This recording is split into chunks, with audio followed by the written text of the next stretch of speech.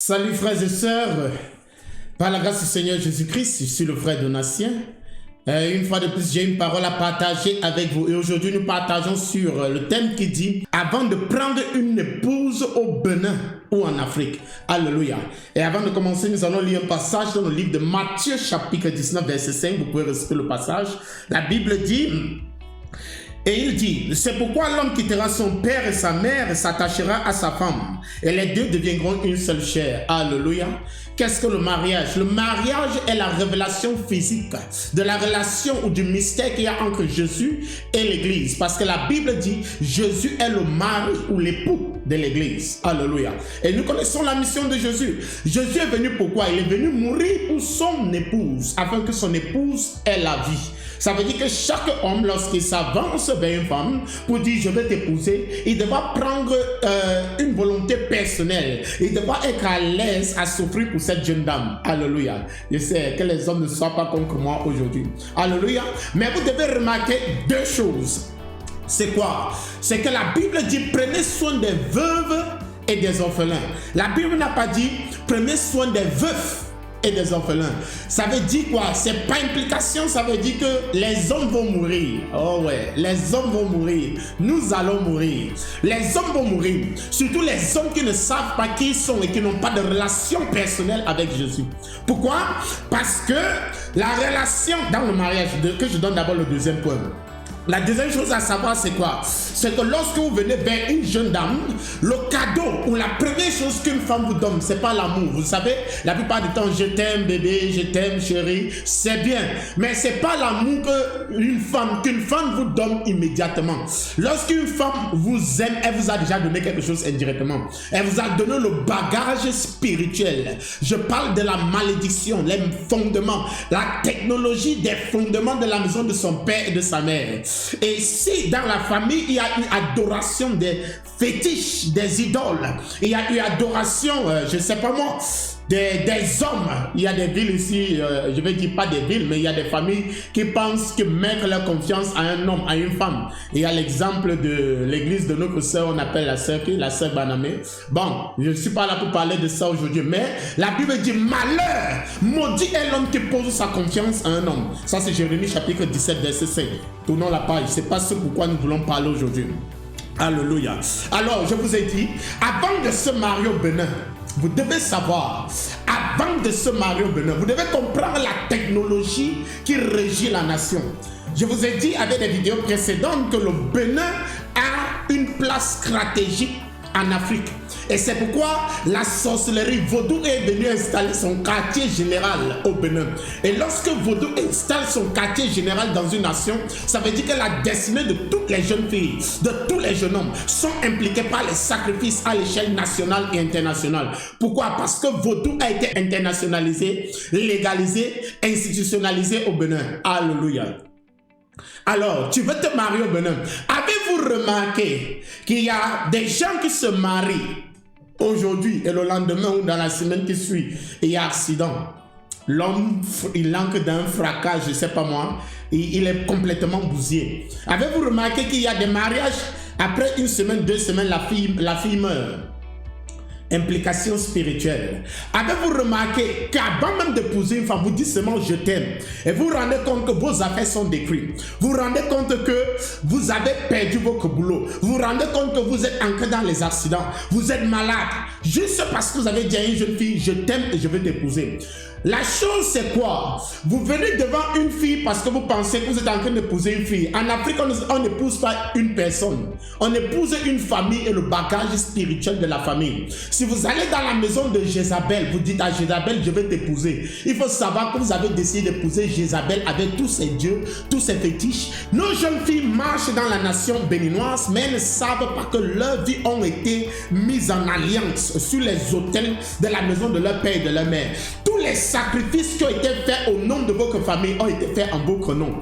Tous les sacrifices qui ont été faits au nom de votre famille, que ce soit du côté de papa, de maman, ont été faits en votre nom. nom et ont des conséquences jusqu'à la 4e génération. J'ai déjà encore expliqué cela dans une vidéo où je parle de l'intelligence des sacrifices et l'intelligence sacerdotale.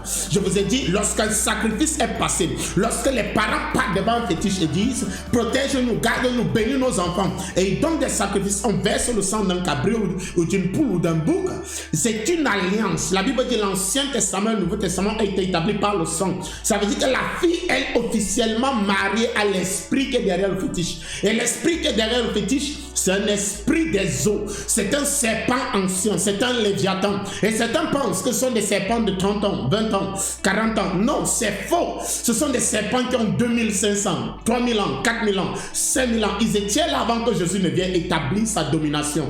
Alléluia. Et du coup, vous êtes en train d'aller vers une fille.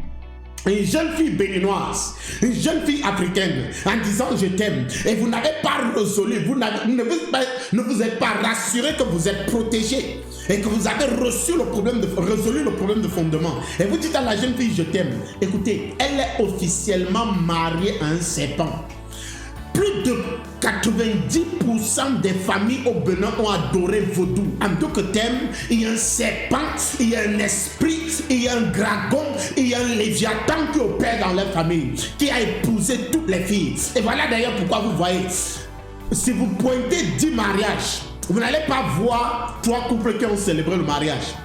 C'est-à-dire, si vous pointez 10 familles, vous n'allez pas voir 3 couples qui ont célébré le mariage. 7 hors mariage, ça veut dire que les enfants sont à plus de 90-70% illégitimes. Ils sont nés hors mariage, sans la bénédiction du Seigneur. Et les implications sont denses. Du coup, le jeune homme avance. Ah, ma chérie, je t'aime. J'aimerais t'épouser. Ah, ça c'est bien. Et elle dit, ah.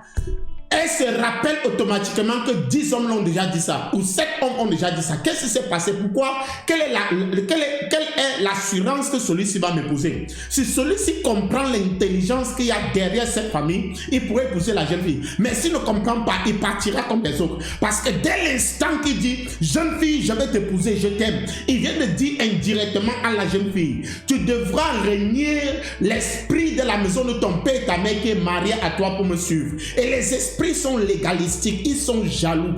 Les esprits ne veulent pas partager une femme avec un esprit. Et vous allez entendre Mami Wata, esprit des eaux, etc. Ce sont juste des appellations. Mais je vous dis, il y a un être réel, un esprit, un agent des ténèbres, un esprit qui est caché dans la famille et qui agit dans l'ombre. Il a épousé officiellement la jeune dame. Et vous voulez partager la jeune dame avec ce dernier, avec cet esprit. Vous voyez le risque que vous êtes en train de courir? Déjà, l'esprit va se lever directement pour vous combattre. Voilà pourquoi certains gens disent c'est une jeune fille, je t'aime. Et il se retrouve la nuit dans l'eau, sous l'eau. Automatiquement, j'ai l'un de mes fils qui m'a dit ça. J'ai dit à une jeune fille, je t'aime. Et la nuit, j'étais au fond de l'eau avec elle. Oui, elle est mariée au fond de l'eau. Tu viens d'être invité dans son royaume. Passe pas ton amour, parce que l'amour crée un lien.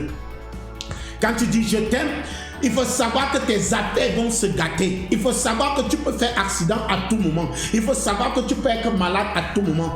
Si tu te bats, tu fais les sacrifices, comme je vois certaines personnes, fais des sacrifices à haute dose. Et jusqu'à entrer dans la famille pour doter la jeune fille, il faut comprendre. Elle ne va, en fait, si tu n'as pas le Seigneur, je te le dis, elle ne va jamais être en paix avec toi si tu n'as pas le Seigneur. Maladie sur maladie, pauvreté sur pauvreté, même vos enfants, vous allez fouiller les enfants. Et quand vous allez même trouver, le monsieur peut partir à tout moment, même après 10 ans de mariage, même après 20 ans de mariage, vous pouvez perdre un enfant à tout moment. Votre maison peut être, votre foyer peut être détruit à tout moment. Et vous-même, vous n'allez pas arriver à construire, bâtir votre foyer, parce que l'esprit n'a pas été chassé. Il est là, il est jaloux, il continue de manipuler. Il veut en fait créer une séparation entre vous et votre mari avant de se marier au Bénin. Il faut connaître l'intelligence qui est régie dans chaque famille et dans la nation. Nos sacrifices ont des portées spirituelles terribles et dangereuses.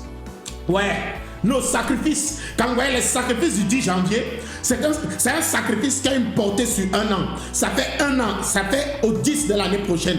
Ça veut dire que pendant les 1 année là, ta vie est en précarité, ta vie est bloquée, stagnée, ta vie est en prison par les sacrifices. Je ne parle pas encore des sacrifices de la maison de ton père et de ta mère, parce que ça c'est un autre niveau encore, une autre dimension que ton mari devra confronter. Alors, j'espère, toi qui veux épouser la jeune dame là, toi qui veux épouser la belle fille au teint clair, toi qui veux épouser la fille qui a les formes là, tu as déjà fait le travail adéquat, sous-sol.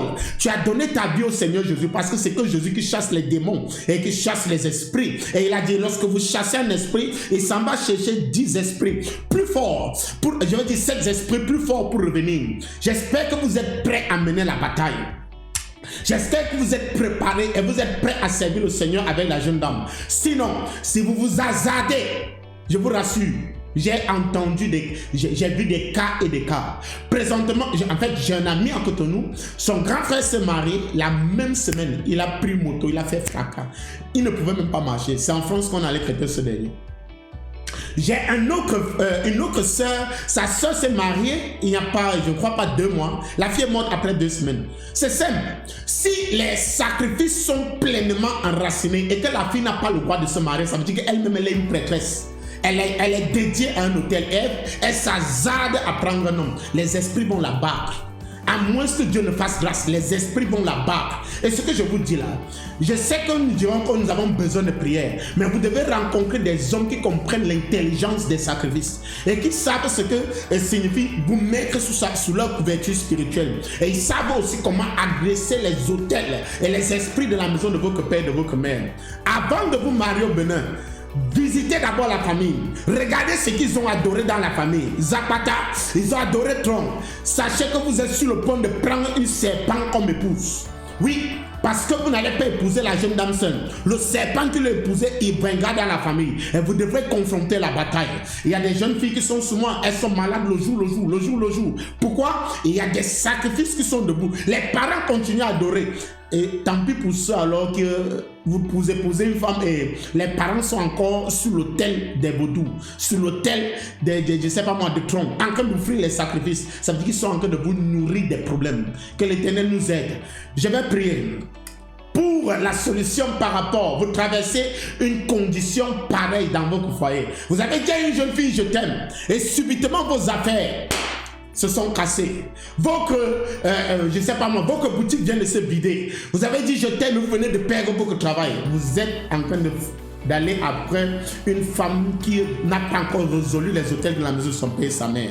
Et avant que je ne parte, voici pourquoi les hommes meurent. Lorsqu'un homme quitte au Bénin ou quelque part dans le monde et il épouse une femme du Bénin ou en Afrique, l'homme vient avec 2 hôtels du côté de son papa et de sa maman. Et la fille vient avec 2 hôtels spirituels du côté de son papa et de sa maman. Et c'est l'homme qui couvre la femme. En d'autres termes, l'homme doit recevoir sur ses épaules 4 hôtels. Voilà pourquoi les hommes meurent. Et les 4 hôtels est une pression spirituelle qui est sur l'homme. Et s'il n'a pas la grâce de Dieu sur sa vie, il n'est pas sous une couverture, il est parti. Il va stresser toute sa vie. Je connais un homme qui m'a raconté une histoire, un bœuf, en quittant la maison, son épouse a eu un problème avec son épouse, et un bœuf lui a poursuivi dans toute la ville de Parakou. Bon, que l'Éternel nous aide. Alléluia. Donc avant de pointer la jeune fille là, oh, elle est très belle, pardon, cherche un pasteur. Toi-même, fouille. Fais la matrice de la famille, cherche la cartographie de la famille. Regarde combien de femmes sont mariées et sont dans le foyer.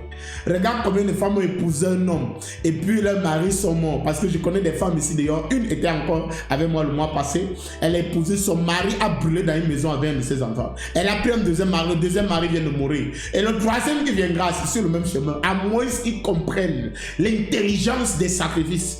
C'est parce que si tu épouses une femme d'Abomey, il faut te dire, Abomey est dans les ténèbres. Si tu épouses une femme de Ouida, il faut te dire que tu vas finir de construire et mourir, laisser tout pour elle. C'est comme ça. C'est un serpent. En fait, que l'Éternel nous aide. Seigneur, je vais prier. Éternel Père, je prie pour ceux qui ont écouté ce message.